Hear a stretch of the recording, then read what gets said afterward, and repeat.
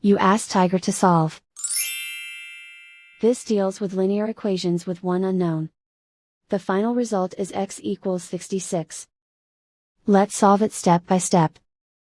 Group all constants on the right side of the equation. Subtract 6 from both sides. Group like terms. Simplify the arithmetic.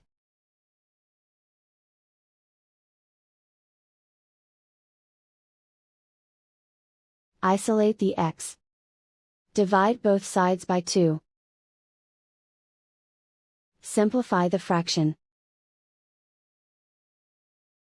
Find the greatest common factor of the numerator and denominator. Factor out and cancel the greatest common factor.